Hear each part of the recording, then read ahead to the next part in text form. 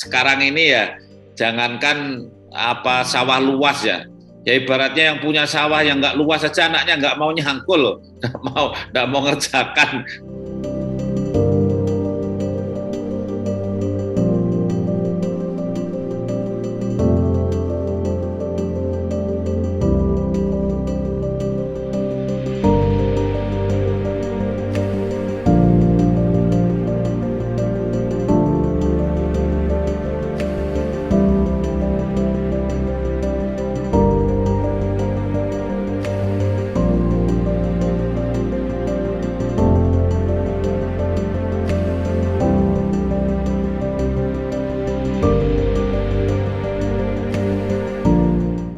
Kaya itu tidak mesti bisa menyelesaikan terus identik dengan sehat, tidak. Jadi orang kaya belum tentu sehat ya. Jadi kesehatan itu ya dipengaruhi oleh kekayaan, tetapi ketika orang itu kaya tetapi tidak hidup sehat, ya tidak sehat. Sebagai contoh gini, orang kaya kemudian sekarang ingin mengawini anak umur 15 tahun karena saya kaya ini, beli apa saja bisa. Ya tetaplah anak yang dikawini umur 15 tahun itu ya tetap jadi risiko kanker mulut rahim. Ya tetap jadi risiko tulangnya keropos karena belum umur 20 tahun sudah hamil. Memangnya dengan dia kaya terus enggak keropos? Enggak bisa lah. Wong ini hukum alam bahwa sebelum umur 20 tahun ini mulut rahimnya masih menghadap keluar. Memangnya kalau kaya kawin pada umur kurang dari 20 tahun terus tidak kanker? Ya kanker lah itu kan gitu. Jadi jangan mentang-mentang kaya itu terus akan menyelesaikan masalahnya. Oh tidak, Anda malah bisa dicabut lebih duluan Anda karena terlalu banyak terlalu banyak kelakuan ya, banyak kelakuan yang aneh-aneh gitu. Itulah jadi tidak, misalkan orang hamil rahim itu kan sudah ada hukum alamnya, ada hukum keesaan Tuhannya, ada hukum sunatullahnya bahwa rahim itu ya rahim. Rahim itu kalau misalkan dibesarkan, rahim itu ukurannya cuma setelur ayam. Begitu dihamilkan itu menjadi ukurannya sebuah nangka, lebih dari kepala ya. Jadi Anda bisa bayangkan seperti balon itu kalau sekali dipompa besar itu, terus besok dipompa lagi itu ya lembek, lembek.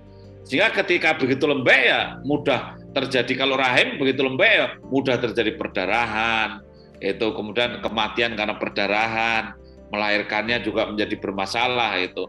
Nah begitu juga kanker mulut rahim juga cenderung pada yang anaknya banyak gitu kan.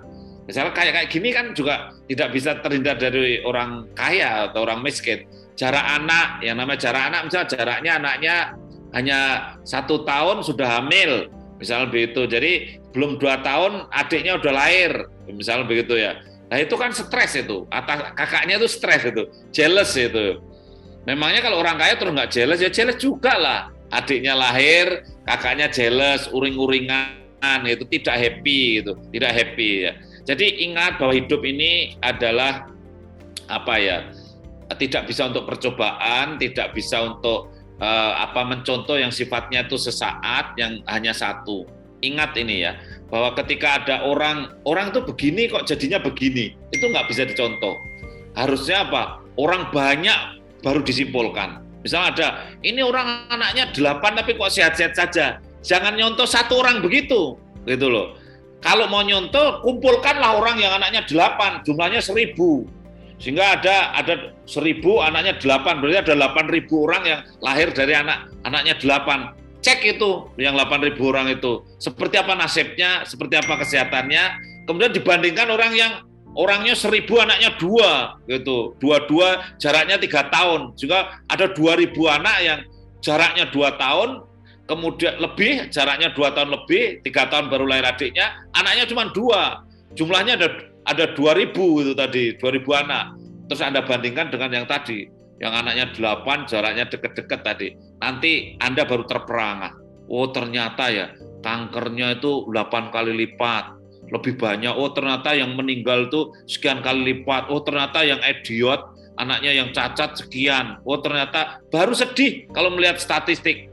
Hanya orang tuh sering ya kaya, tapi tidak punya melek terhadap statistik, tidak melek terhadap biostatistik, tidak melek terhadap masalah ilmiah.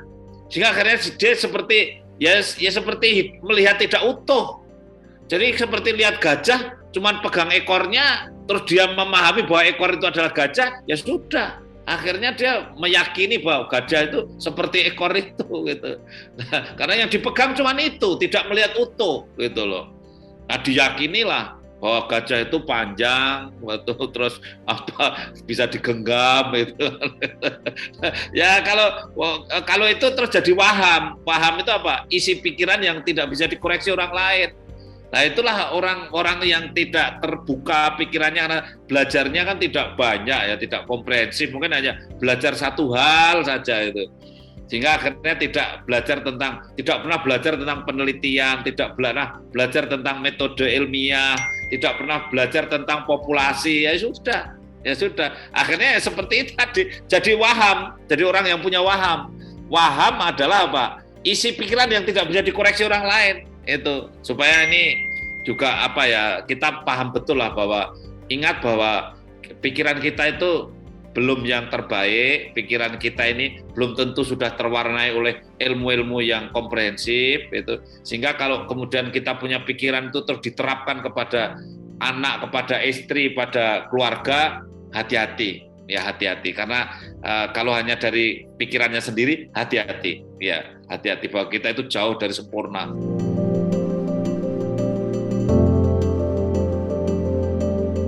Berapa orang yang kelainan kromosom yang kemudian akhirnya dia cacat itu setelah melahirkan di atas 35 tahun bayinya baru terperangah.